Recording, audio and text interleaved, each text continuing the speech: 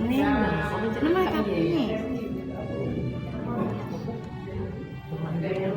Bapak Zainuri Effendi, SE.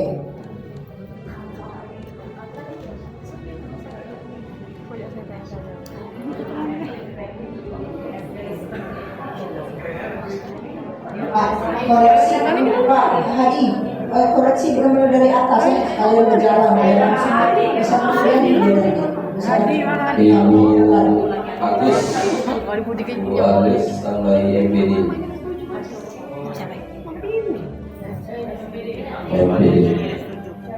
Koreksi gelar masing-masing ya Bapak Ibu. Yang ada namanya di sana, kalau salah.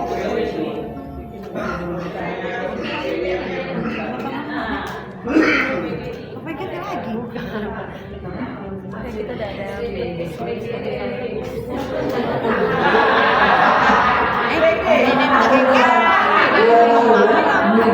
SPD MBG.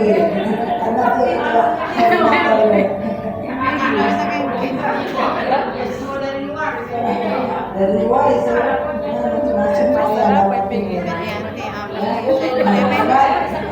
cek dari atas ini sudah ya kita cek sampai ke bawah ya biar sama-sama dikoreksi ya misi dua dan atau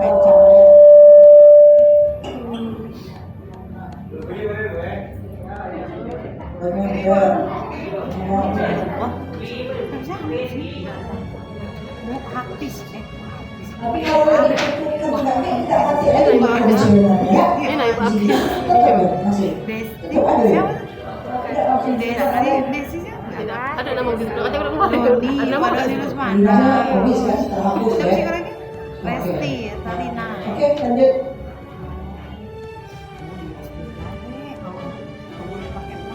Ini misi-misinya Bapak Ibu. Nah, untuk misi-misi ini nanti kalau memang ini sudah pas, kita kukuhkan hari ini.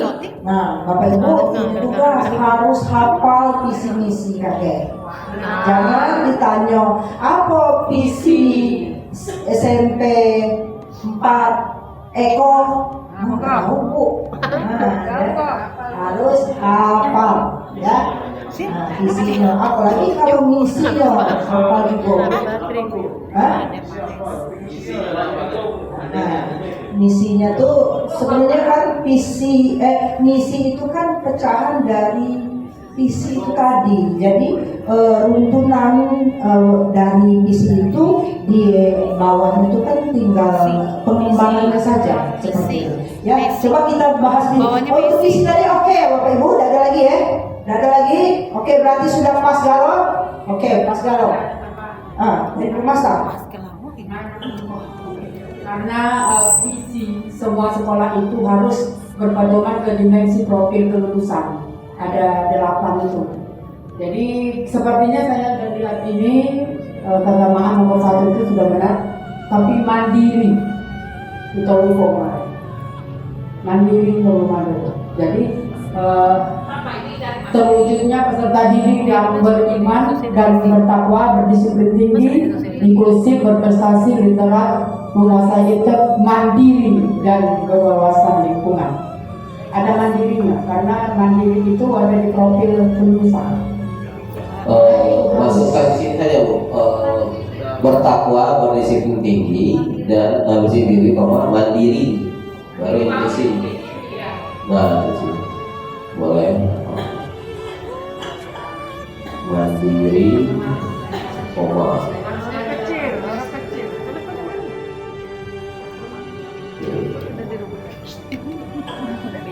Oke, ditambah mandiri karena biasanya ada 8 dimensi kelulusan. Nah, itu lebih lengkap lagi berarti ya.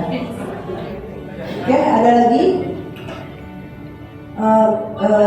yang muda-muda nih mungkin cara berpikirnya lebih ke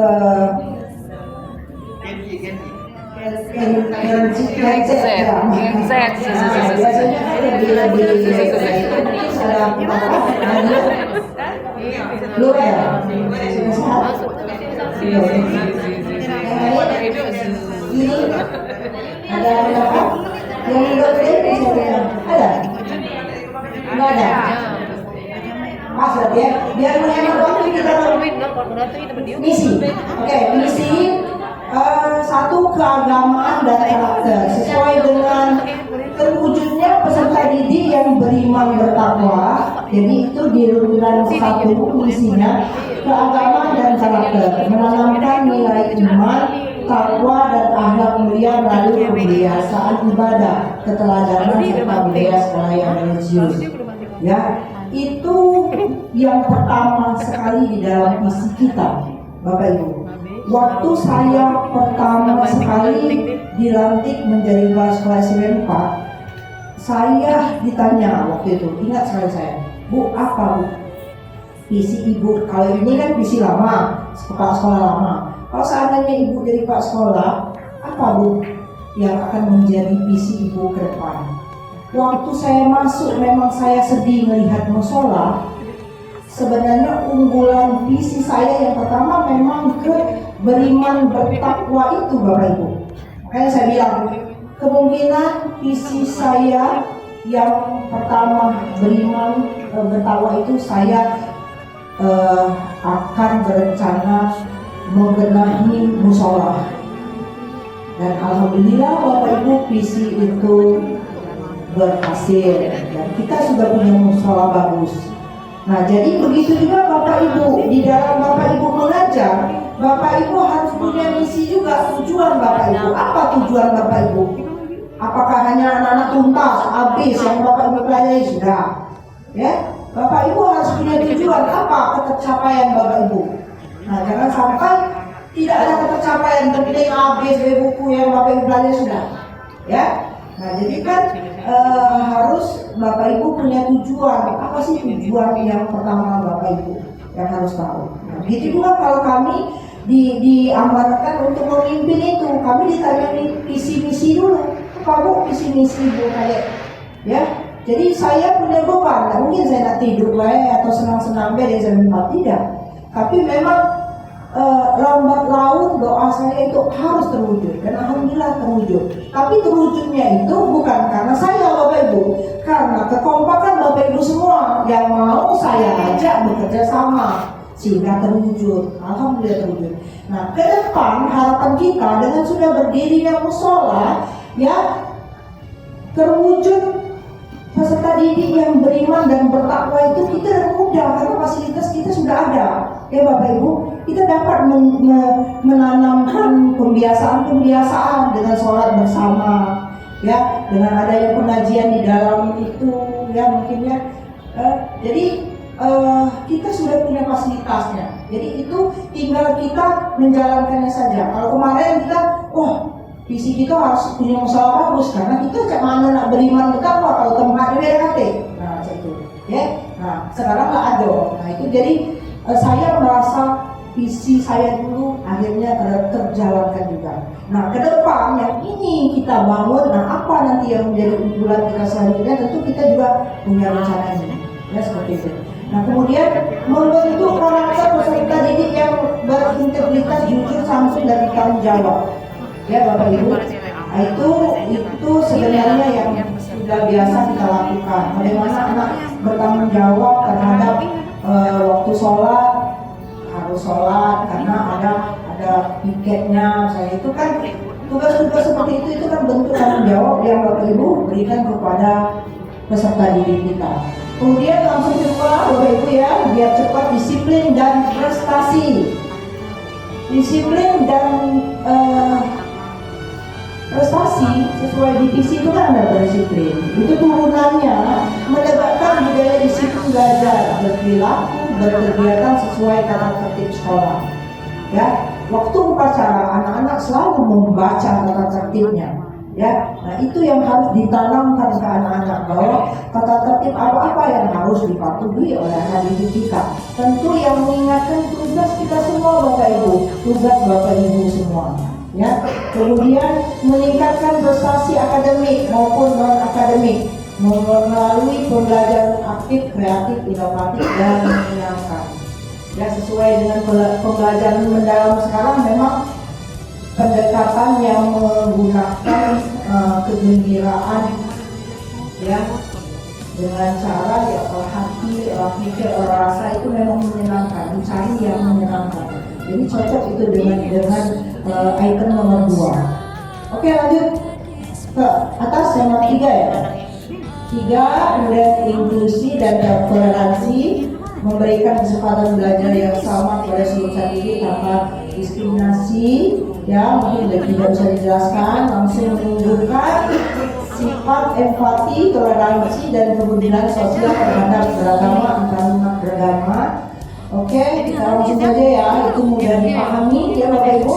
Ya, saya tidak usah jelaskan lagi, Bapak Ibu sudah pintar semua kalau masalah menunjukkan empati, toleransi.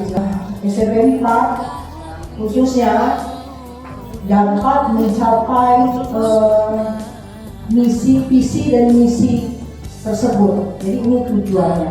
Ya. Jadi saya berharap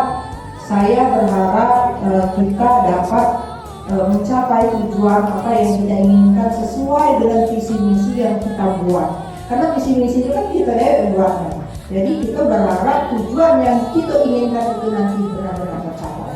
Seperti itu. Oke, waktunya tadi saya dibilang jangan ya, bergantian. Makanya saya tadi bahasa itu cepat-cepat Bapak Ibu ya. Jadi kaget kalau waktu sorean sampai ke maghriban ada balik duluan kalau ya. Termasuk ada yang lagi MBK kedua juga ada bilang. Oke. Bapak Ibu, jadi ya dari yang saya jelaskan tadi, tolong sudah cocok apa belum Bapak Ibu? Saya tanyakan, saya lempar lagi kepada Bapak Ibu.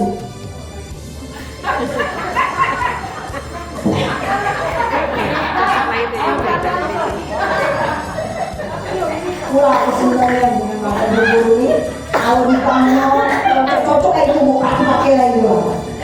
Tidak dengan dia kamu yang tahu kurang ini, aku menyimak ini gak tidak loh. Jangan dapat disimak dari ya. Aku khusus mau cewek lama. Iya, aku kamu yang ngantuk. Karena kan itu dari itu. Hah? Iya. Iya itu lah pasti. Jadi sudah ya, oke. Kalau ini oke, Bapak Ibu, tentunya ini kan nanti mau kita serahkan ke dinas. Kita juga tidak mau sampai jempol yang koreksi malah di sini tuh alangkah jeleknya atau tidak sesuai dengan ini. Makanya dibawa sesuai dengan standarnya, dibawa dengan pertemuan seperti ini juga Bapak Ibu. Ya, jadi nanti kalau memang sudah sah berarti ya ini visi-misi itu. Tapi kalau sah tadi sesuai dengan perjanjian, hafal visi-misi ya Bapak Ibu ya. Ada ya, ada nggak sekarang langsung hafal? Mungkin saya kasih reward nanti. Hah? Ya, kalau ada langsung hafal, saya mengeluarkan hadiah lagi. Ya, KKT ya. Nah, oke. Kalau KKT berarti itulah visi misi kita Bapak Ibu. Nanti saya tinggal ketik ulang, mungkin perbaiki lagi. Mungkin inilah yang kita akan sahkan nanti di dinas. Ya, atas persetujuan kita semua, tapi Bapak Ibu. Karena di belakang, aku tak cocok dengan itu, ya. Nah, kalau itu tadi saya sudah kembalikan ke Bapak Ibu, dan cocok atau tidak. Tapi jawabannya lah cocoknya. Alhamdulillah. Oke, alhamdulillah. Oke, terima kasih Bapak Ibu. Bapak Ibu, itu dari saya ya, karena saya memang khusus visi misi ya. Yang lain-lain mungkin yang teman kita yang lain akan menjelaskan. Terima kasih. Tidak ada pertanyaan ya, biar cepat. Nanti kita waktu kasih aja. Kalau sudah semua baru bertanya. Oke, terima kasih. Mohon maaf kalau ada kekurangan karena waktunya yang singkat. Akhirnya kami pun terpaksa cepat ya. Jadi dimaklumi saja ya. Dimaklumi saja. Terima kasih. Mohon maaf kalau ada kesalahan. Wabillahi taufiq wal hidayah. Wassalamualaikum warahmatullahi wabarakatuh. Sayangnya belum habis Bu. Sayangnya belum habis. Jadi materi yang nggak akan lanjutkan dengan ada beberapa orang ini. Sekali lagi Bapak Ibu, terima kasih untuk Ibu Susna ini membuka awal sekaligus membuka materi juga tentang visi misi sekolah. Sebenarnya kategori pembelajaran mendalam untuk kepala sekolah dan juga guru, bedanya di kepala sekolah itu ada visi misi, sedangkan di guru itu tidak ada. Hanya saja di guru itu ada penempatan pada saat kita membuat produk. Ya seperti itu. Baiklah Bapak Ibu, ini untuk narasumber selanjutnya akan kami sendiri yang akan memberikan materinya. Jadi sebelumnya kita ice meeting dulu ya. Ice meeting dulu. Silakan Bapak Ibu, kalau mau berdiri boleh. Kalau mau berdiri boleh, karena sore ini riskan ngantuk. Jadi kita coba ice breaking mungkin sambil berdiri, tidak begitu banyak juga gerakan, hanya saja dalam kali ini kita memberikan efek supaya lebih segar saja sebenarnya. Ya Bapak Ibu, boleh silakan berdiri Bapak Ibu menghadap ke layarnya. Kalau mau joget-joget, bagus juga. Ada sebenarnya. Cuma untuk sementara ini kita olahraga tangan saja dulu. Oke. Bisa kita mulai kira-kira. Oke, Ibu tinggal lihat saja ya apa yang akan ditayangkan. Oke, silakan Ibu.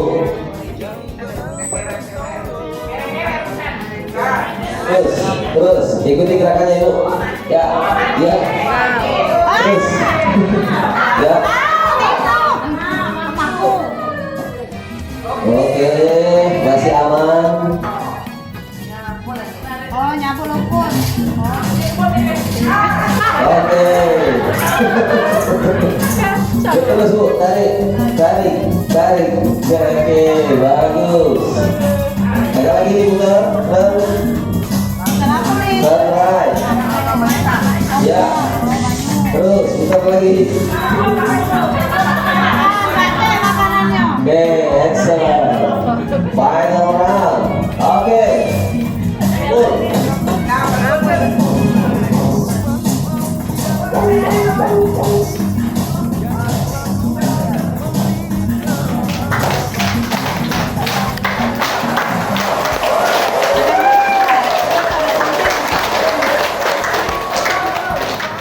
Masih? Oke.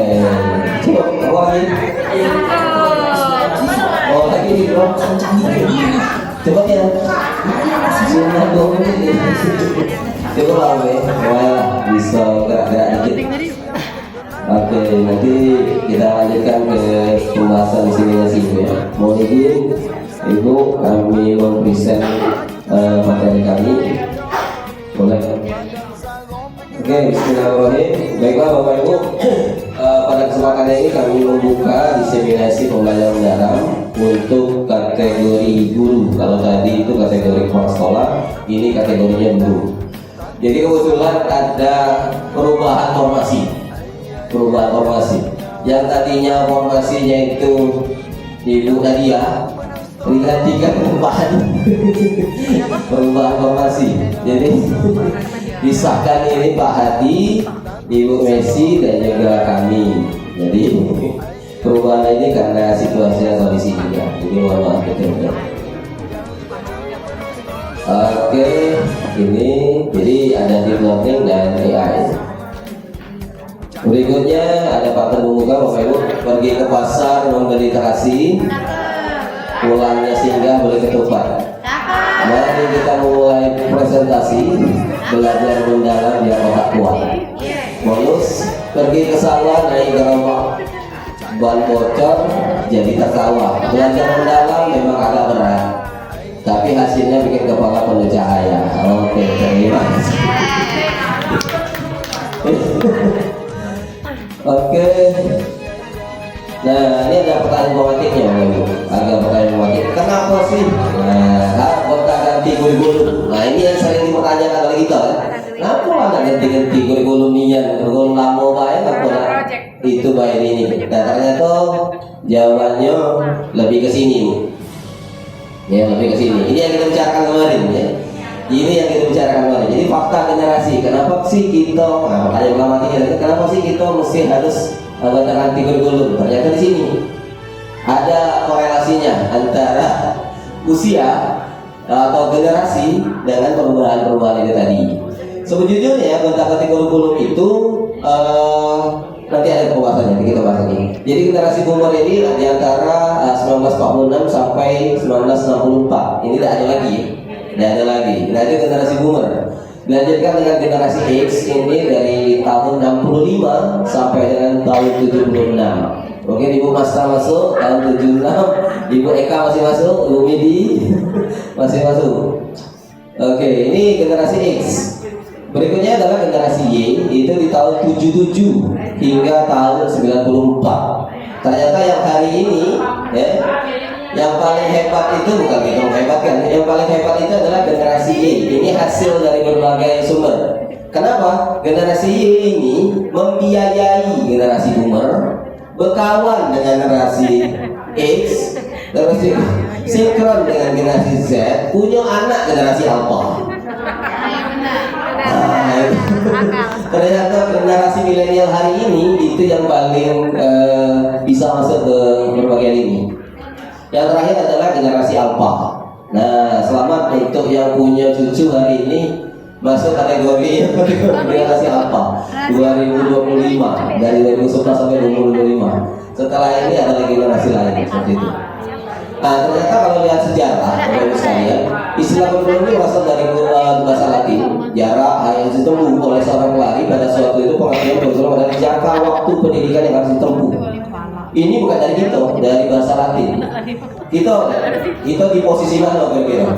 Di kurikulum pertama itu percobaan rencana pelajaran tahun 1947 setelah merdeka tahun 47. Dilanjutkan dengan kurikulum rencana pelajaran terurai tahun 52. Terus melanjutkan 64, dilanjutkan lagi tahun 68, terus kurikulum 75, dilanjutkan CBSA. Nah, yang diplesetkan catatan buku sampai habis. Nah, CBSA.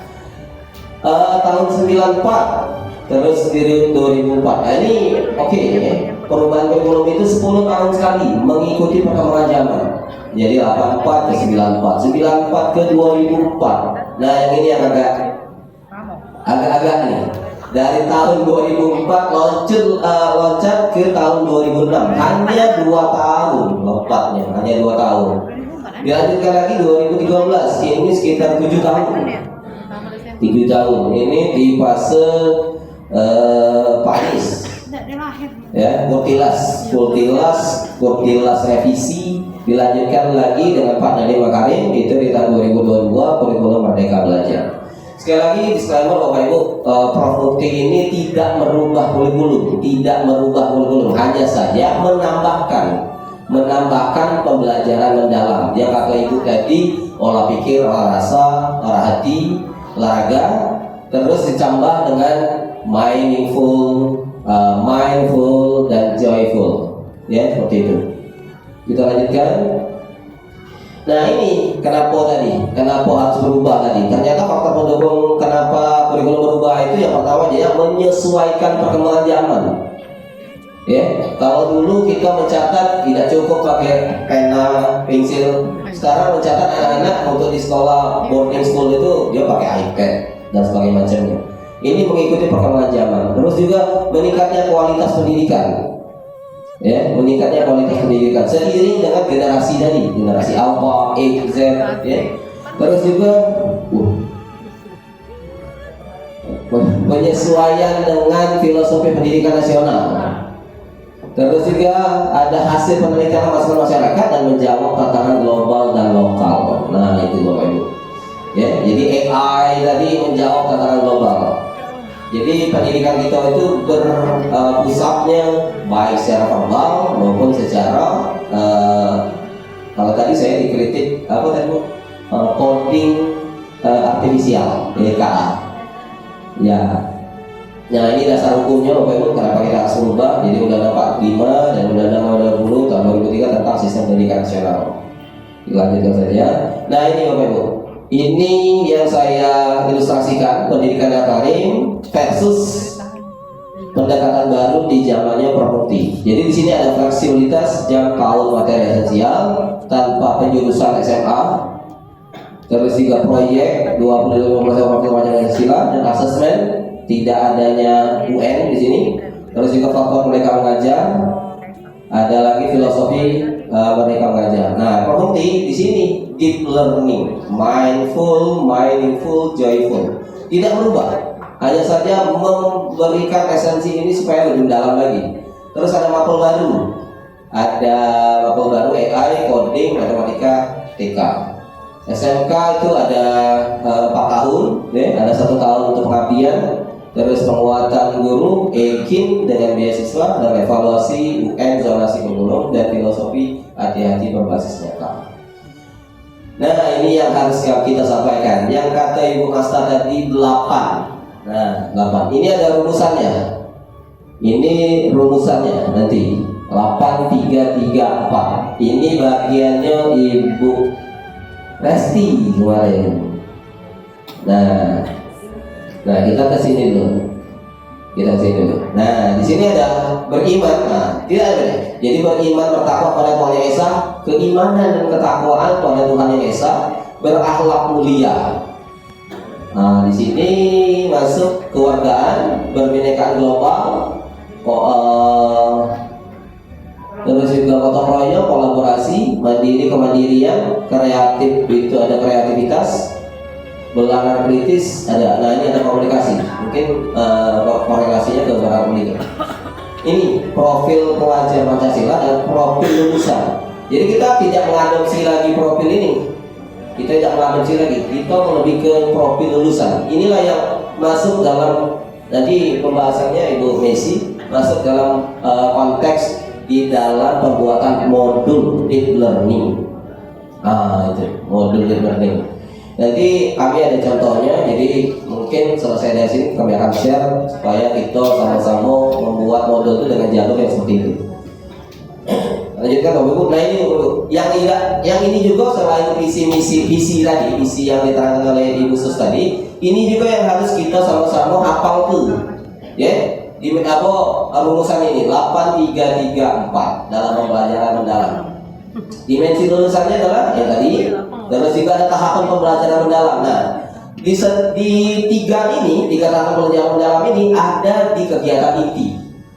Masuk dalam kegiatan inti.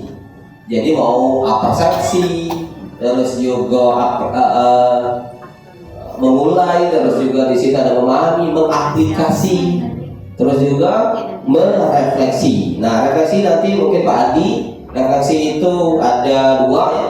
Ada asesmen nanti, asesmen formatif dan summary, yang seperti itu.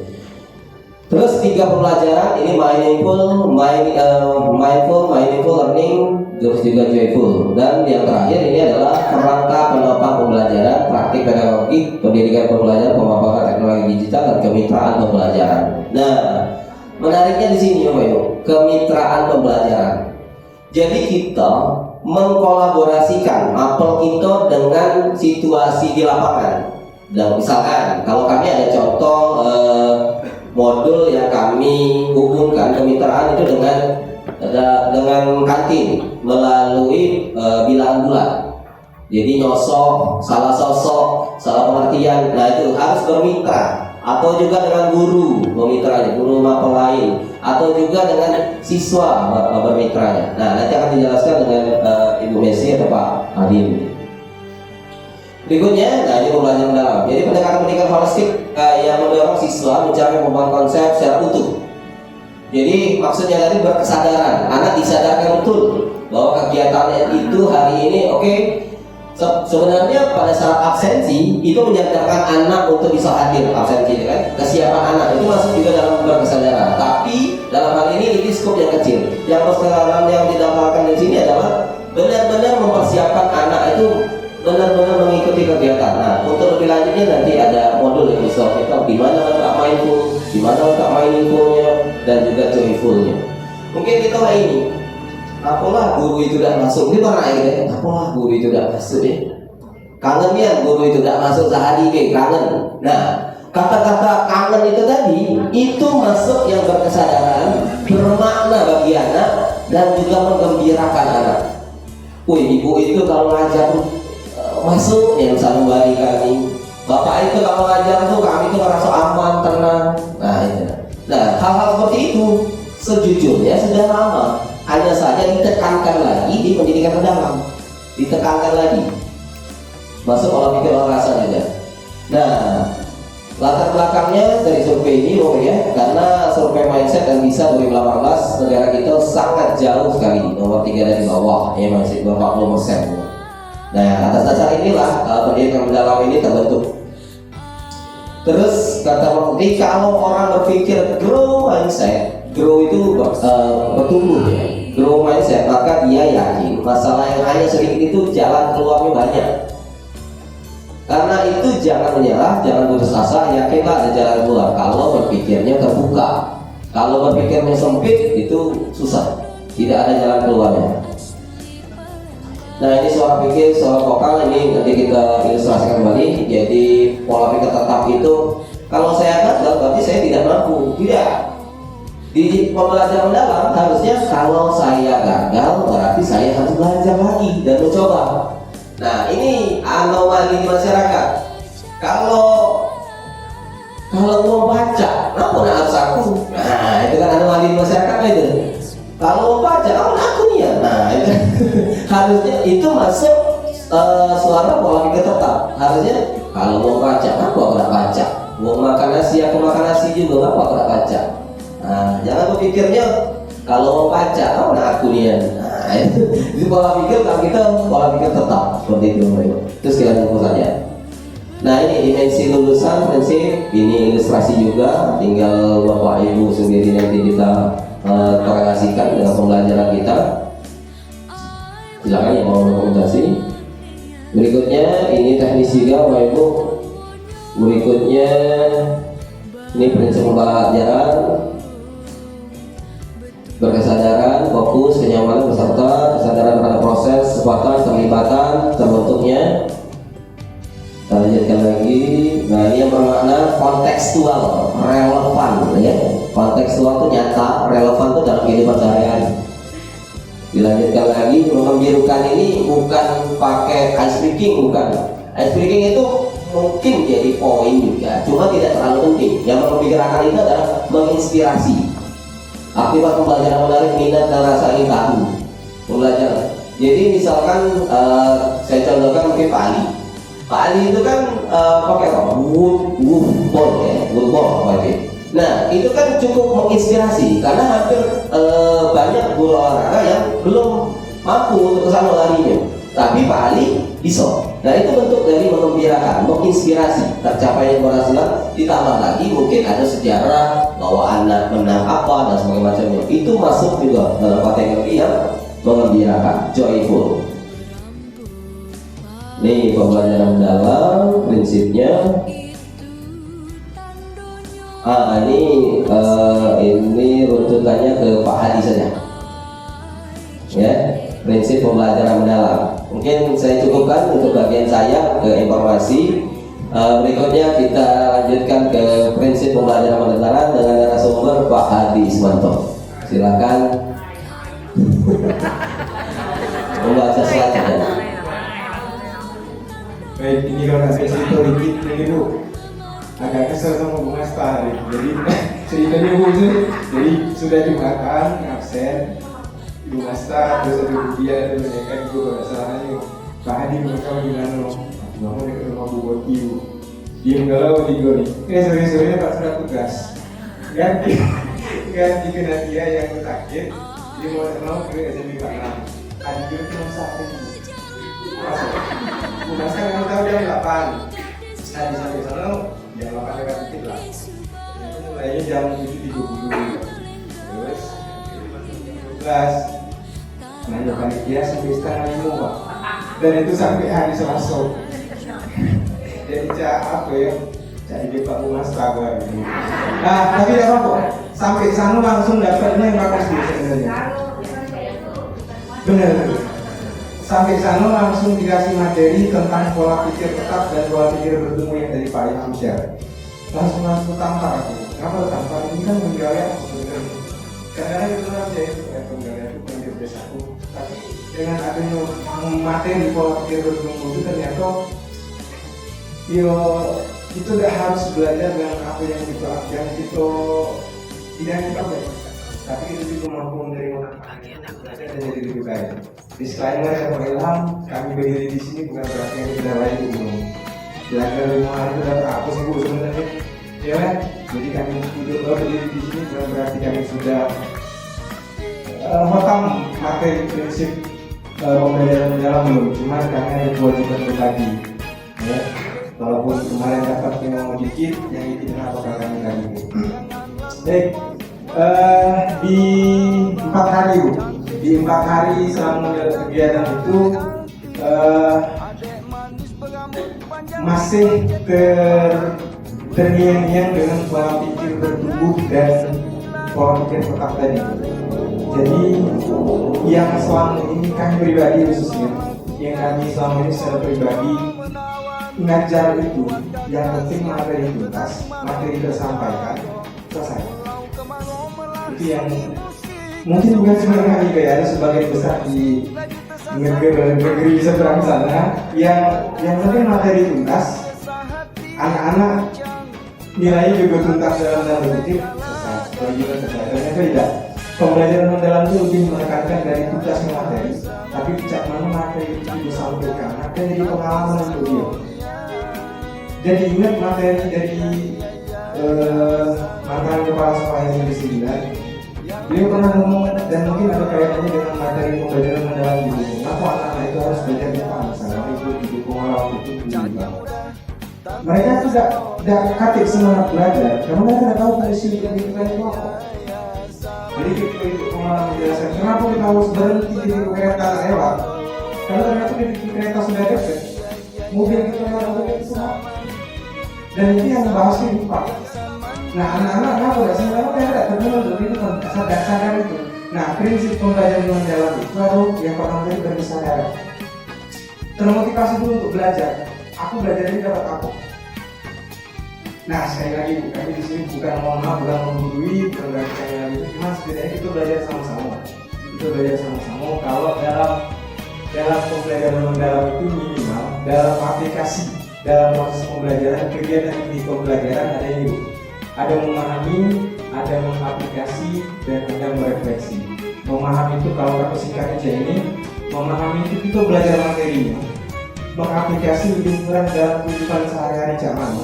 Kemudian di bagian refleksi dari materi yang dia belajar di bagian memahami, kemudian dikaitkan dengan kehidupan sehari-hari di bidang mengaplikasi. Dia bisa merefleksi, oh materi ini ternyata berguna untuk apa. Kurang lebih saya itu. Jadi yang selama ini kami secara pribadi menyampaikan materi yang mungkin materi selesai, anak-anak dikasih materi apa mereka bisa, di pembelajaran mendalam contoh mungkin di pendidikan agama itu, yang penting anak-anak hafal, apalagi baru sekarang, yang penting anak-anak hafal materi tentang peristiwa-peristiwa yang akan dialami oleh manusia pada hari akhir. Ada alam lazar, ada alam ini, ada alam bakar dan makar, itu mereka hafal itu. Kalau disuruh hafal mereka disuruh. Nah harapannya mereka tidak cuma hafal itu, tapi bisa merefleksi, oh ada alam lazar, artinya itu berapa mati. Terus di alam bazar itu juga dikenalkan dengan ada azab umur atau nikmat. Bu sampai sini bisa dipahami ya. Jadi kita nyampe ke materi itu bukan cuma tuntas materi yang anak hafal, tapi lebih dari itu anak bisa dapat pemahaman baru. Terus dikaitkan dengan kehidupan sehari-hari jadi materi yang bermakna, berfungsi dalam kehidupan sehari-hari, relevan dan atau kontekstual disebut tadi. Terus juga mereka bisa merefleksi dalam itu pentingnya belajar materi untuk apa ternyata yang contoh kami sebutkan tadi yang pesan dari Ibu Gumala belajar di Pak Kuca ini itu ternyata kalau kereta pun berhenti walaupun masih jauh kereta nggak lewat walaupun masih jauh kita harus berhenti karena yang terjadi kalau kita maksa lewat mobil itu bakal masih berjajar berat bahkan oke. Untuk asesmen mungkin bagi sih belakangnya.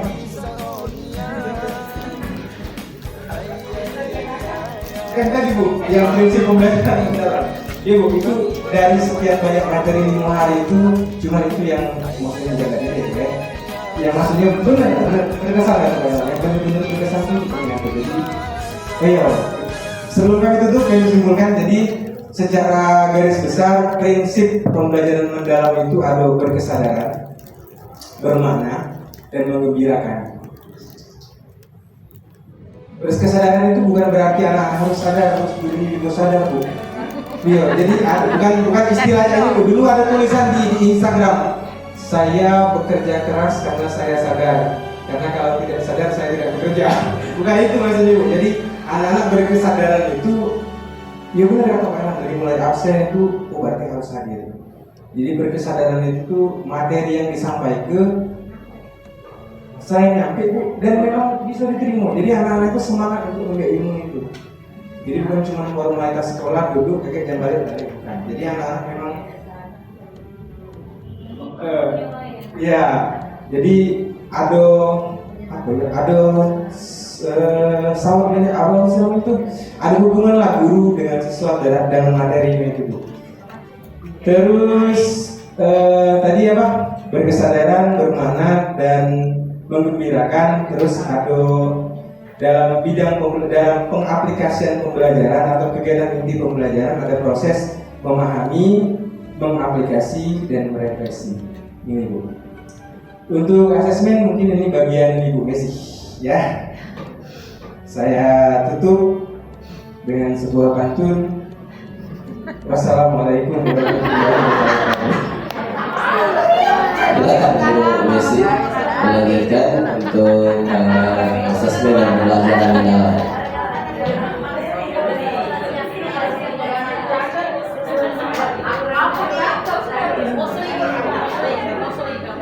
Baik, terima kasih untuk Pak Hadi Ismanto. Di sini saya akan menjelaskan sedikit tentang asesmen.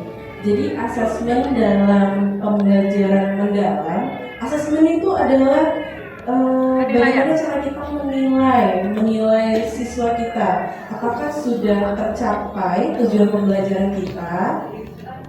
Untuk asesmen tadi ada 3 prinsip asesmen. Yang pertama adalah berkeadilan. Berkeadilan di sini maksudnya kita sebagai guru harus memberikan asesmen atau menilai siswa itu secara adil. Jadi kita tidak boleh membeda-bedakan baik itu latar belakang siswanya, kemudian kita juga tidak boleh melihat ataupun membedakan dari identitas dan juga kebutuhan khusus dari siswa kita. Jadi kita harus menerapkan prinsip berkeadilan dalam menilai peserta didik kita. Kemudian prinsip yang kedua adalah edukatif. Maksudnya di sini hasil belajar siswa itu dapat kita gunakan sebagai umpan balik, baik itu untuk siswa, kemudian untuk kita sebagai guru, dijadikan umpan balik apakah pembelajaran kita sudah sesuai dengan tujuan pembelajaran kita, dan siswa itu bisa memiliki hasil belajar yang sesuai dengan kemampuannya, kemudian dapat dijadikan juga sebagai hasil untuk refleksi kepada orang tua siswa. Bagaimana sih siswanya ketika di sekolah? Nah, itu bisa kita sampaikan juga kepada orang tuanya. Untuk apa tujuannya? Tentu saja untuk meningkatkan hasil belajar siswa kita. Kemudian prinsip yang ketiga, itu tadi ada objektif. Jadi penilaian yang dilakukan dalam asesmen itu harus objektif, sesuai berdasarkan fakta yang ada. Kalau misalkan siswa itu memang belum mampu mencapai tujuan pembelajaran, tentu kita harus melakukan sesuatu upaya. Bagaimana caranya supaya siswa itu bisa memahami atau mencapai tujuan pembelajarannya. Seperti itu. Kemudian dalam asesmen itu ada asesmen formatif dan juga sumatif. Untuk asesmen formatif mungkin sering kita lakukan kepada Bapak Ibu ketika dalam pembelajaran di kelas kita melakukan evaluasi kepada siswa kita. Misalkan ketika kita selesai memberikan materi pembelajaran di hari itu, kita menanyakan kepada siswa, kita sudah belajar apa hari ini? Bagian apa yang sudah kalian pahami? Bagian mana yang belum kalian pahami? Seperti itu. Mungkin kita bisa menilai sampel saja. Misalkan 1 atau 2 orang kita tanya untuk materi pelajaran kita pada hari ini.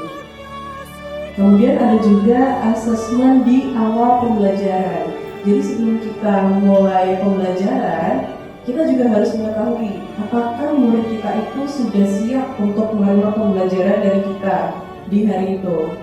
Dengan misalkan Bapak Ibu sebelum memulai pembelajaran, mungkin Bapak Ibu sudah mempersiapkan pertanyaan pemantik. Contohnya misalkan pembelajaran kemarin, ada yang masih ingat tentang materi kita kemarin, itu bisa juga dijadikan sebagai pertanyaan pemantik sebelum kita masuk ke dalam materi pembelajaran. Itu bisa dijadikan sebagai asesmen awal kita pembelajaran untuk mengetahui kesiapan peserta didik sebelum kita menerima materi pembelajaran itu. Kemudian ada asesmen di dalam proses pembelajaran yang sudah saya jelaskan tadi. Misalkan ketika Bapak Ibu memberikan suatu pertanyaan kepada murid di dalam pembelajaran, itu kan Bapak Ibu juga bisa mengukur kemampuan anak-anak kita. Apakah pembelajaran yang diajarkan Bapak Ibu di hari ini sudah tercapai atau belum tujuan pembelajarannya. Kemudian yang kedua ada asesmen sumatif. Asesmen sumatif ini biasanya kita lakukan di akhir pembelajaran.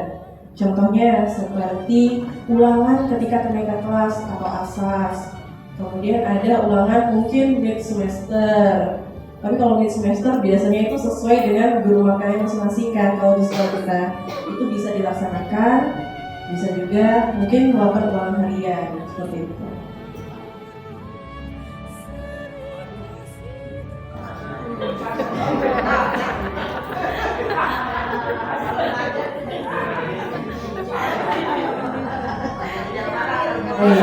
Selanjutnya di sini ada perencanaan.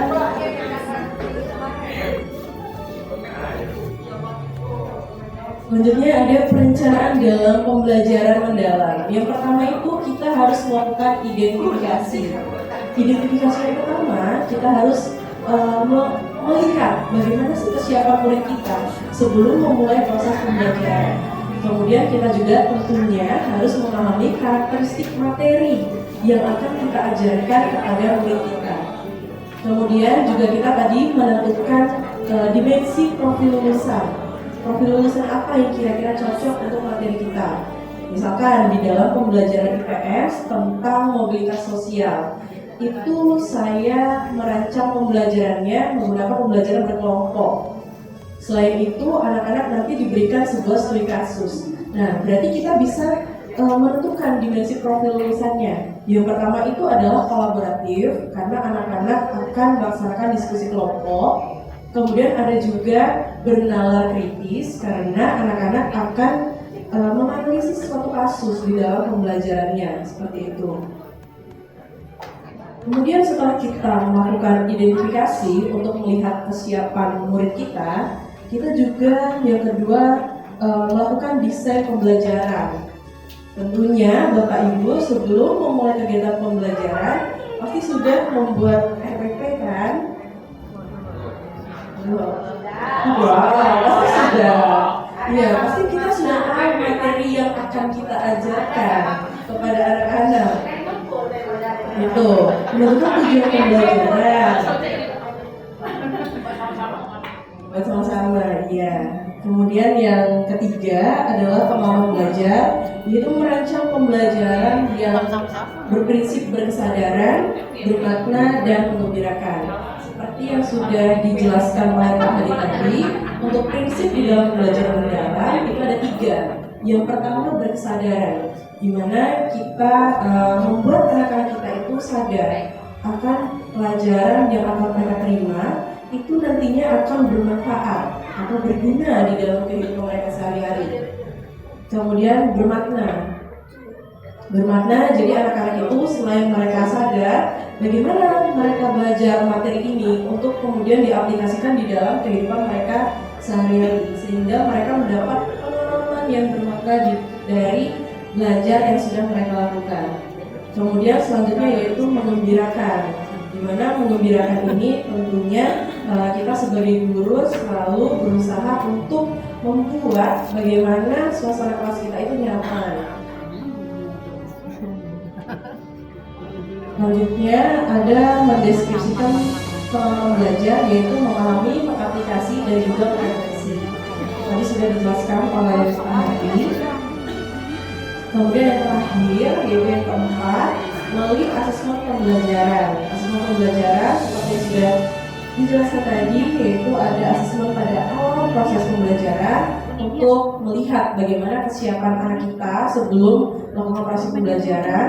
Kemudian ada asesmen di dalam proses pembelajaran dan juga asesmen di akhir pembelajaran seperti ulangan asas, seperti ulangan di semester dan ulangan harian. Baik, terima kasih. Itu adalah materi yang bisa saya sampaikan. Selanjutnya dilanjutkan oleh Kak Inhas kembali.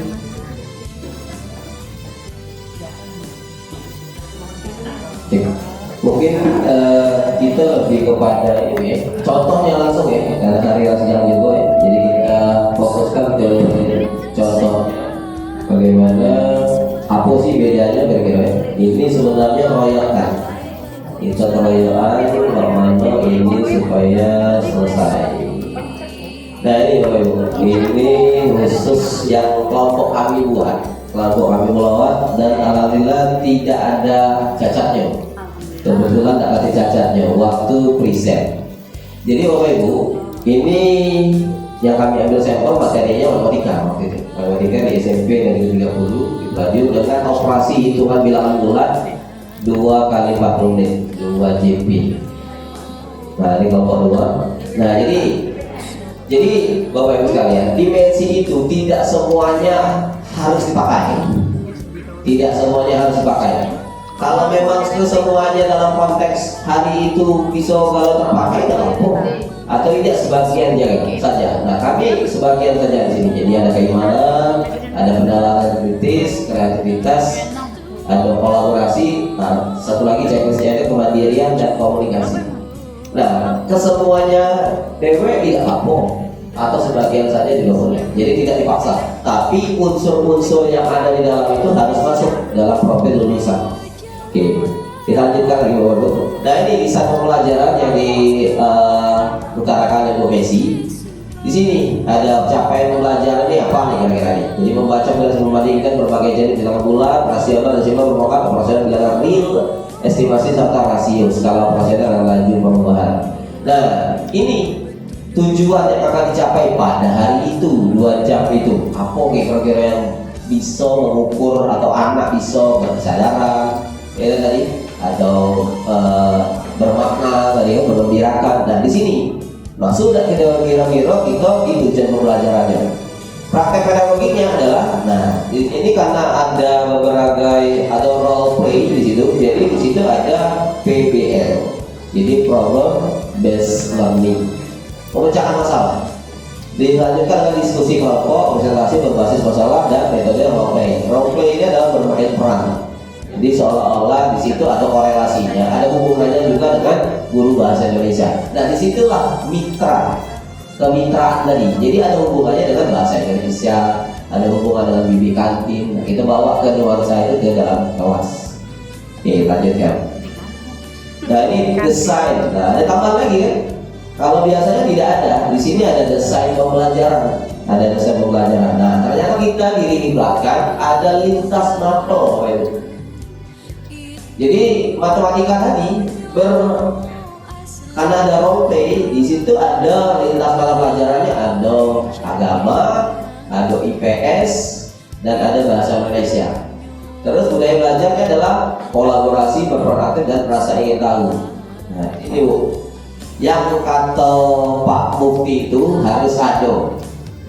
Nah di sini Bu, kegiatan awal nih, langkah-langkah pembelajarannya yang bermakna, menggembirakan, berkesadaran di sini porsinya. Bapak saya. Nah di sini Bu, jadi prinsip berkesadaran itu masuk di kegiatan awal. Murid salam, murid berdoa, memulai kegiatan, membuat murid menjawab presentasi guru. Nah ini masuk yang berkesadaran dan bermakna. Kadang-kadang kok kenapa setiap mapel itu harus absen sih? Nah salah satunya adalah ini, berkesadaran dan memakna. Terus juga kita membuka kesiapan anak juga. Siapa nih yang belum masuk? Ternyata di jam kita manusia ini tidak hati. Nah kemarin ada Alvaro ya yang center di kopi itu. Alvaro ini pagi tadi ada, kok di jam aku tidak hati? Nah ibu bisa mengklaim di jam ibu itu tidak ada, boleh diapa tidak apa-apa. Jadi sepanjang kasarnya seperti ini lah Bu, sepanjang anak itu ada sama ibu 2 kali 40 menit nyawa mereka itu sama kita. Di luar itu bukan tanggung jawab kita. Nah dia di luar minggat ketabrak, ya ketabrak itu bukan tanggung jawab kita. Karena apa? Karena absen kita sepanjang yang ada di dalam kelas itu nyawa mereka itu ada sama kita. Nah disitulah perlunya Bu kesadaran dan makna. Seperti itu Bu. Terus kita lanjutkan. Jadi murid menyimak merespon. Nah ini kan murid menyimak merespon itu kesadaran bermakna. Nah, terus sampai di guru memulai menanamkan sebuah skenario sederhana, bla bla bla segala macam ini untuk yang prinsip pengalaman belajar berkesadaran dan bermakna. Kita lanjutkan di kegiatan inti. Nah, beda lagi memahami prosesnya, yang seperti Pak Hadi tadi ngomong. Nah, di dalam memahami juga ada yang namanya berkesadaran dan ada yang bermakna. Belum dia mengembirakan. Di poin ke B nanti pada mengembirakan. Nah, kita ulas dulu. Orientasi pada masalah. Murid diberikan beberapa masalah kontekstual, melibatkan jumlah kekurangan, perubahan suhu, selisih tinggi, kedalaman, keuntungan. Yang kedua adalah murid individu mencoba menyelesaikan masalah tersebut, mencatat kesulitan yang mereka alami, guru menyelesaikan diskusi singkat untuk memunculkan. Nah ini kesemua ini ada konteks sadar dan bermakna.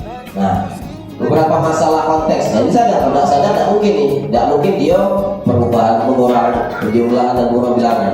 Terus tidak mungkin juga kalau tidak bermakna ini, ibu mencoba menyelesaikan masalahnya, mencatat kesulitan dan mereka alami. Dan ini ada kesadaran, ada bermakna itu. Nah itu maksudnya di situ Bapak Bu.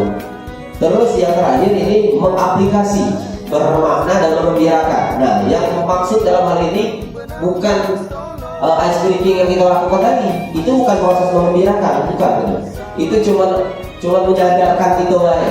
Yang membirakan ini tadi murid, ya murid dibagi menjadi 3 kelompok yang barangkali 7 orang. Murid di dalam kelompok mendapatkan tugas permasalahan terkait jual beli kantin. Nah, ada 3 nih. Jadi kebetulan muridnya itu ada 21 dibagi 3 kelompok, dapatnya 7 orang per 1 kelompok. Bermain peran. Tadi kan role play, bermain peran.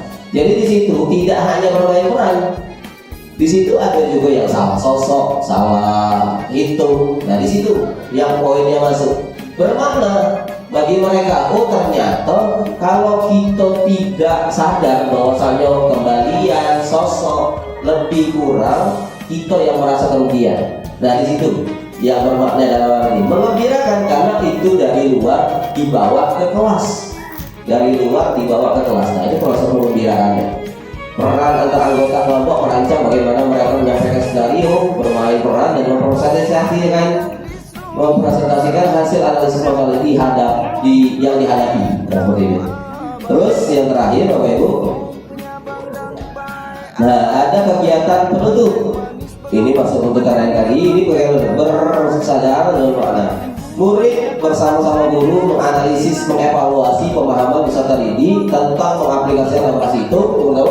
Yang kedua, murid bersama guru menyimpulkan pentingnya aplikasi operasi hitungan bilangan bulat, dan murid mengerjakan berbagai soal singkat dan sebagainya macamnya. Nah itu, jadi asesmen dan sebagainya macamnya itu dibuatkan. Jadi yang menurut kata Prof. Mukti tadi disandingkan, jadi merefleksi, memahami, berefleksi, mengaplikasi, dan juga merefleksi. Dan kesemuanya itu ada meaningful, ada joyful, ada mindful di dalamnya.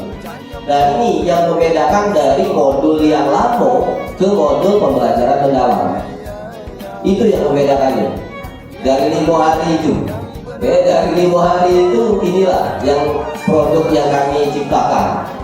Ya, terlebih dari insight tadi yang dijelaskan oleh Pak Hadi tadi, memahami, mengaplikasi, merefleksi. Insight itu mahal. 5 hari itu. Produknya adalah kita bisa membuat modul ajar. Ini yang benarnya. Insya Allah kami kasih di apa grup kita. Jadi mudah-mudahan kita sama-sama belajar. Ya, seperti itu Bapak Ibu.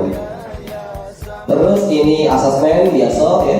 Jadi asesmen ini bisa juga diilustrasikan. Nah, yang kami ingin utarakan adalah bagian dari LKPD-nya. Nah, karena tadi kan bermain peran, jadi LKPD-nya itu agak berbeda. Yang pertama ini adalah LKPD untuk kelompok 1 jual beli di kantin.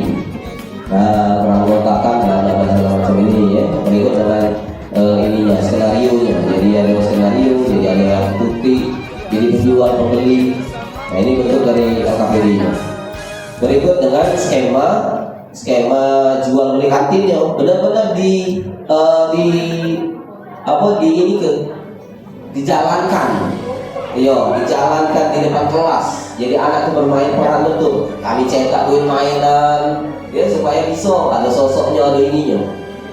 Nah, itu sehingga jelas tadi. Nah, ini skenario. Ya, Bella ternyata di sini dari 7.000, 20.000 dan sebagainya macamnya. 20.000 dikurang 11.000 berapa sosoknya? Oh, ternyata 9.000. Nah, terus seperti itu. Jadi ini yang proses yang joyfulnya, menyenangkan bagi anak itu, bermakna dan menyenangkan. Oh, ternyata kalau kita salah sosok, apa ini makna? Oh, bisa rugi secara finansial dalam hal ini. Nah, itu yang dalam hal ini yang dimaksudkan dalam proses pembelajaran deep learning. Berikut juga ini menagih uang kas. Ya, penagihan uang kas seperti itu juga ya. Nanti akan saya bagikan. Dan yang terakhir adalah pengumpulan uang infak. Nah, ini ya seperti itu. Inilah kira-kira Bapak Ibu yang bisa kami simpulkan. Nanti kita ilustrasikan kembali. Berikutnya akan kami lanjutkan dengan AI dengan Ibu Uus ya. Jadi ini inquiry kolaboratif, ini juga pemecahan masalah, ya pemecahan masalah. Jadi desain, perencanaan dan sebagainya macamnya. Nah, terakhir nanti ditutup oleh Ibu tentunya. Oke, Pak Lu, silakan Ibu Hajah Wus'atul Fikriyah SPD MM. Pada beliau disilakan.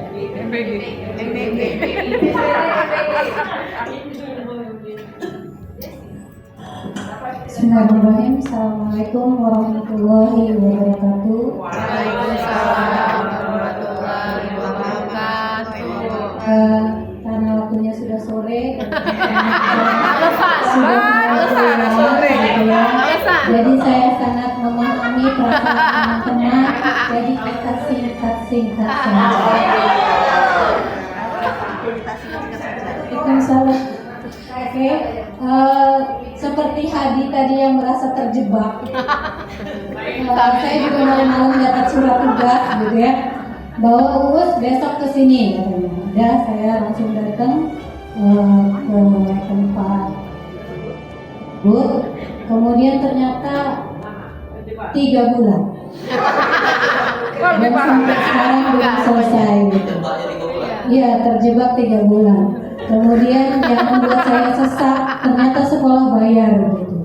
Jadi saya merasa bertanggung jawab gitu untuk mengimbaskan hari ini. Jadi coding dan kecerdasan artifisial itu mata pelajaran baru yang akan mulai diajarkan di tahun 2025 gitu ya.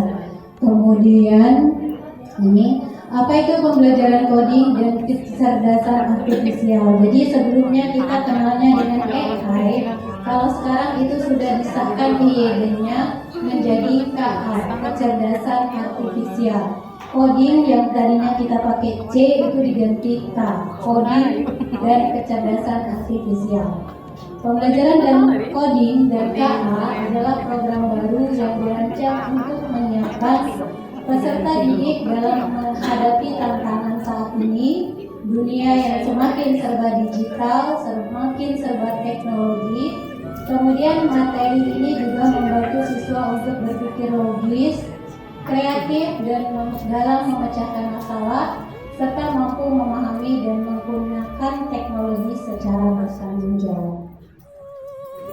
Apa itu coding? Jadi kalau coding mungkin kita merasanya susah, sulit, tapi pelajaran coding itu ada yang dengan komputer namanya Bug, kemudian kalau yang tanpa komputer itu namanya Unbug. Coding itu bahasa komputer, pemrograman, proses menulis instruksi dalam bahasa yang dimengerti komputer. Kalau kita sehari-hari menggunakan bahasa Indonesia supaya percakapan kita bisa dimengerti, nah kalau dengan bahasa komputer itu namanya coding. Kemudian kecerdasan artifisial yaitu bidang ilmu komputer yang memungkinkan mesin untuk meniru kemampuan kognitif manusia, kemampuan berpikirnya manusia, seperti belajar, memecahkan masalah, mengenali pola, dan mengambil keputusan. Selama ini orang ketakutan dengan adanya AI kita bakal kehilangan banyak pekerjaan. Itu yang diwacanakan. Padahal tanpa manusia AI juga nggak bisa diapa-apain gitu. Jadi sekarang dengan pelajaran KKA ini, dengan anak-anak mengerti KKA, itu juga diharapkan anak-anak bisa mengaplikasikannya ke kehidupan sehari-hari. Kemudian latar belakang, kenapa penting sih diajarin di sekolah KKA? Karena dunia kerja berubah cepat, banyak pekerjaan rutin yang sekarang digantikan oleh teknologi seperti AI. Kemudian Indonesia kekurangan talenta digital. Jadi pada tahun 2030 itu dibutuhkan 12 talenta digital. Jadi ya 12 juta talenta digital. Jadi KKA ini dipersiapkan untuk menghadapi tahun 2030. Kemudian generasi muda adalah digital native, yaitu mereka butuh diarahkan agar nggak cuma jadi konsumen teknologi, tapi juga inovator atau pencipta teknologi. Kemudian literasi digital belum merata. Pembelajaran coding dan KA membantu pemerataan akses belajar bermutu. Kemudian apa tujuan dari pembelajaran ini? Pertama, meningkatkan literasi digital dan kesiapan menghadapi masa depan. Literasi digital itu maksudnya anak-anak punya handphone tapi mampu menggunakan handphone dengan bertanggung jawab gitu ya, dengan etika dan lain-lain. Kemudian membentuk siswa yang mampu berpikir kritis, kreatif, dan kolaboratif atau bekerja sama. Kemudian membekali siswa untuk menjadi produsen teknologi, bukan hanya pengguna. Jadi selama ini kan anak-anak punya handphone tuh cuma bisa main baik, cuma bisa menggunakan saja. Tapi dengan adanya pembelajaran ini diharapkan anak-anak juga kelak akan mencipta teknologi, bukan hanya menggunakan teknologi saja. Kemudian yang keempat, menanamkan nilai etis dalam teknologi, tanggung jawab sosial, keamanan, dan inklusivitas. Selanjutnya, capaian pembelajaran yang diharapkan pada jenjang SMP. Coding itu menggunakan logika percabangan Big dan perulangan. Jadi kalau misalnya kucing ini dikasih makan ikan, nah kemudian dia akan apa gitu kan ya, itu ininya. Kemudian AI menganalisis dampak AI pada masyarakat dan menggunakan alat sederhana seperti teachable mesin untuk melatih model AI. Jadi kemarin memang sempat kami praktek teachable mesin ini. Jadi dia kayak buat AI. Anak-anak tuh diajak untuk membuat AI. Jadi AI itu juga buatan manusia. Yang ketika misalnya kita kenapa AI serba tahu? Karena memang semua informasi itu sudah dimasukkan ke dalamnya. Dia gambar ikan, gambar tempe dan lain sebagainya. Kemudian apa yang dipelajari siswa? Nah ini yang kemarin saya sampaikan sama ibu bahwa hampir sama dengan informatika. Ada berpikir komputasional, ada literasi digital. Kalau di informatika, etika kecerdasan artifisial ini ada namanya dampak sosial informatika. Kemudian ada pengenalan AI. Kalau berpikir komputasional itu memecahkan masalah besar jadi masalah-masalah kecil. Kemudian literasi digital tadi menggunakan teknologi, memahami etika dan keamanan digital. Kemudian bagaimana implementasinya di sekolah? Nah ini, jadi pembelajaran KKA ini bisa jadi intrakurikuler, yaitu sebagai mata pelajaran pilihan, baik di kelas 7, kelas 8, dan kelas 9. Jadi mata pelajaran tambahan gitu ya. Kemarin katanya kalau misalnya ada guru yang kurang-kurang jam, bisa mata pelajaran ini bisa jadi mata pelajaran tambahan. Tapi boro-boro kita pelajaran yang ada kelebihan jam. Kemudian co-kurikuler dalam bentuk proyek lintas mata pelajaran. Jadi lintas mapel. Kemudian ekstrakurikuler itu jadi pelajaran di luar jam belajar atau kegiatan khusus di luar jam belajar. Nah ini bagaimana memulai belajar KA? Nggak perlu takut, semua bisa belajar. Mulai dengan dasar coding. Buat blok coding itu ada aplikasi yang namanya Scratch, Kode Energi, dan Blockly. Ini kayak misalnya buat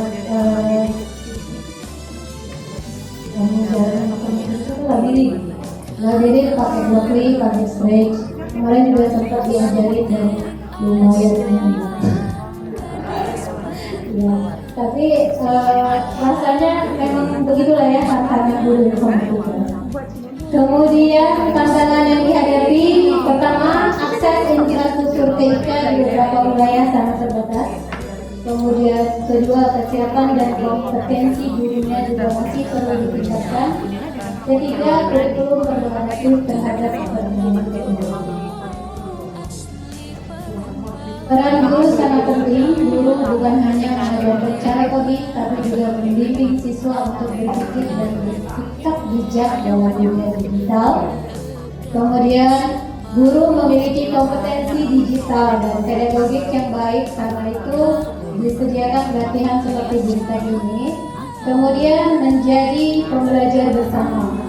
Guru juga bisa belajar bersama siswanya untuk mengeksplorasi dunia KKA.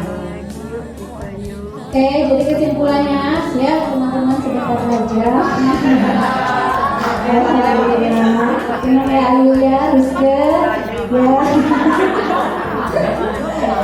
Mari bersama-sama memberikan diri untuk keterampilan yang relevan di era digital ini. Kemudian jangan ragu untuk mencoba belajar dan berkreasi. Jadi masa depan ada di tangan kita, mari kita bentuk dengan inovasi dan teknologi. Terima kasih atas perhatiannya. Tidak ada tanya jawab.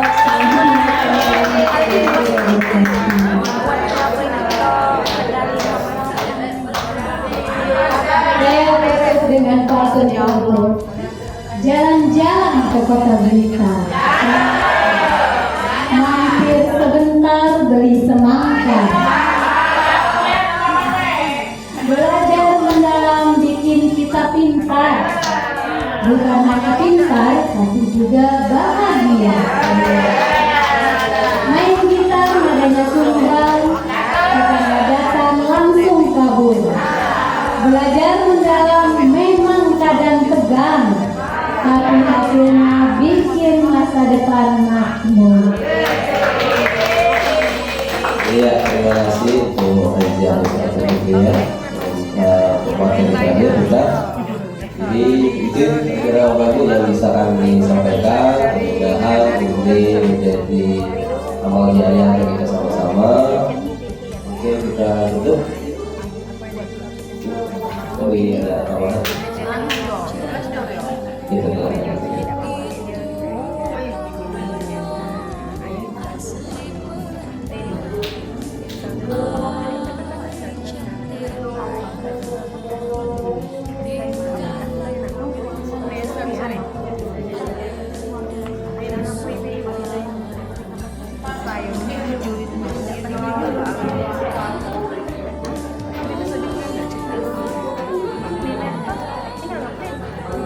Ini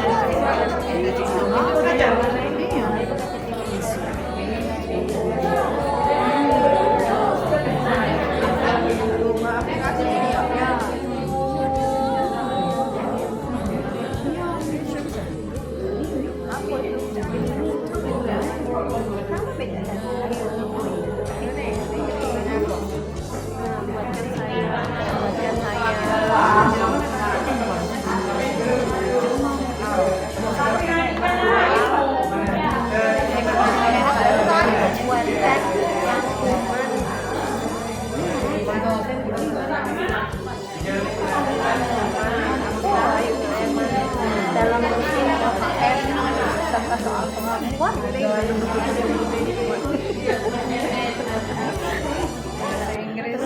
soalnya bahasa Inggris baku ada poin.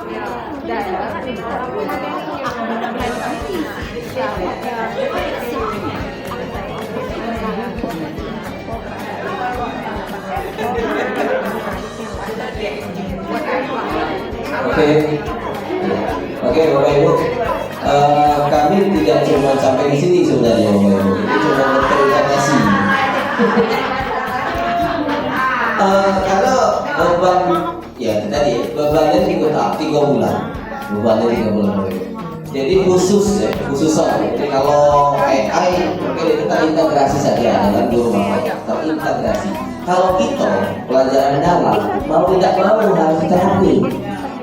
Jadi kita punya PR. Punya PR. Biar tidak ada rumah, karena gawe ini tidak mungkin ciko makul loh, tidak mungkin gawe yang ciko umum.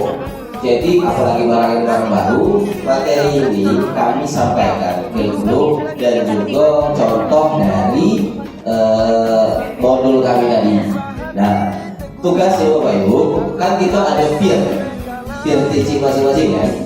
Nah, ada peer masing-masing kan. Jadi IPA se-IPA, olahraga se-olahragaan, matematika se-olahragaan. Nah, masing-masing mapel ini tadi minimal 1 saja untuk kita presentkan nanti. Benar tidak gawean kita ini dan sebagainya macamnya. Kalau memang benar itu dijadikan. Kalau IPA, kebetulan saya sudah awal. IPA ada. Matematika kebetulan sudah juga. Tinggal nanti ada sesi minggu depan gitu ya. Minggu depan hari Kamis juga untuk kegiatan Ponggol ya. Ini akan berkelanjutan. Jadi kegiatan Ponggolnya setelah selesai juga. Jadi yang tidak masuk juga hari ini kita tagih juga harus masuk minggu depan. Jadi itu tugasnya per peer teaching, per mapel minimal 1 saja untuk dicontohkan di depan. Jadi gawean kita ini benar nggak kira-kira yang kami imbaskan ini masuk kira-kira ibu bapak sekalian. Jadi kami ditanya juga itu, mohon maaf betul ini, karena gawean ini sudah terlanjur masuk di pemilu dalam ini. Jadi harus diujikan, dicobakan. Ya, kira-kira seperti itu ya PR kita nih, ya PR kita ini seperti itu. Jadi dimohonkan buatlah tim peer teaching ya, berteaching matematika, IPA, olahraga, PKN, buatlah dan berkolaborasi lah. Ya berkolaborasi lah. Itu yang jadi kita sama-sama harap maklum ya Bapak Ibu. Jadi itu, jadi mohon maaf betul menurut saya, mohon itu. Ya, kami akan menjadwalkan di hari Kamis minggu depan. Nah, itu saja dari kami Bapak Ibu, terima kasih. Mudah-mudahan ini jadi amal jariah yang kita sama-sama. Mungkin penutup Ibu Sister ini bersama kita, silakan mungkin. Oke, terima kasih Bapak Ilham dan Bapak Ibu guru yang lain, Pak Hadi, Ibu Gus dan Messi. Terima kasih walaupun sudah terjebak. Sebenarnya yang kayak ini Bapak ya, sengaja juga kadang-kadang kita kalau mau banyak yang alasan dalam, ya, kalau ngasih surat tugas tuh ada apa di surga, ada lapisan tiket lah, ada sama sedekah segala macam. Padahal setelah itu dirasakan luar biasa manfaatnya banyak sekali. Jadi bukan saja yang terjebak. Sampai sebenarnya 3 bulan dari itu, ya. Nah, sesudah ini kami ada on-nya lagi, masih banyak tugas kami sampai bulan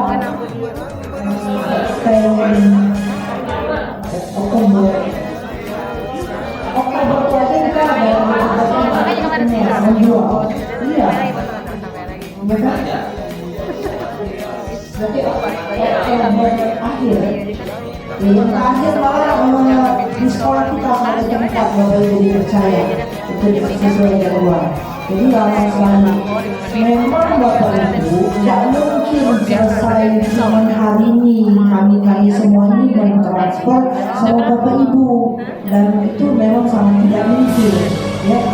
Gampang aja kami yang lewat itu. Jadi kalau dengan adanya tindak lanjutnya PR tadi sesuai dengan arahan Pak Ilham, adanya PR untuk dilanjutkan ya, mungkin nanti boleh bertanya langsung ya bagaimana PR bentuknya, kemudian bentuklah sesuai dengan mapel, kemudian dikumpulkan dalam waktu sebelum hari perpisahan. Nah, dikoleksi dulu, nanti di antara yang dikoleksi permapel itu siapa yang terbaik, itulah yang akan kita tampilkan. Kita lihat sebagai contoh tugas Bapak Ibu sudah mengerjakan apa yang kami jelaskan sebelumnya. Jadi ada tindak lanjutnya Bapak Ibu seperti itu ya. Nah, jadi kita ini adalah tugas kita bersama Bapak Ibu yang harus adanya perubahan dalam pelajaran pendalaman ini. Memang kita tidak dan bukan berganti kurikulum ya Bapak Ibu, benar kata Ilham tadi. Tapi itu adanya tambahan-tambahan yang sifatnya wajib kita ketahui karena ini merupakan program pemerintah Bapak Ibu ya. Jadi kalau biasa Bapak Ibu kalau ganti menteri itu harus ada perubahan. Nah ini yang kita tidak bisa tinggalkan seperti itu. Nah, jadi Bapak Ibu oke lah, sepertinya sudah capek Bapak Ibu, capek ya. Nah kelihatan sudah dari wajahnya ya, kita tutup. Oke Bapak Ibu, terima kasih ya atas waktunya hari ini. Saya ingatkan kembali untuk mendatang sesuai dengan sama jam jadwal tadi. Kita jam 1 kita mulai kembali ya, karena ini harus berkelanjutan terus Bapak Ibu ya. Jadi mohon maaf kalau ada kekurangan ya, mohon maaf, dan terima kasih kepada yang sudah memberikan sesuai dengan sudah dibayar mereka terus, dan memang karena dibayar juga mahal oleh pemerintah, itu pemerintah bukan saya yang bayar ya. Satu orang ini kami yang 2 juta lebih membayarnya ya, dan pemerintah yang membayar. Nah dari itu kami bertanggung jawab ya, kami punya beban untuk menyampaikan kepada Bapak Ibu semua. Oke Bapak Ibu, terima kasih, dan akhir kata mohon maaf kalau ada yang salah. Dengan mengucap bismillah, kegiatan diseminasi pembelajaran mendalam kami tutup. Terima kasih. Wabillahi taufiq wal hidayah. Wassalamualaikum warahmatullahi wabarakatuh.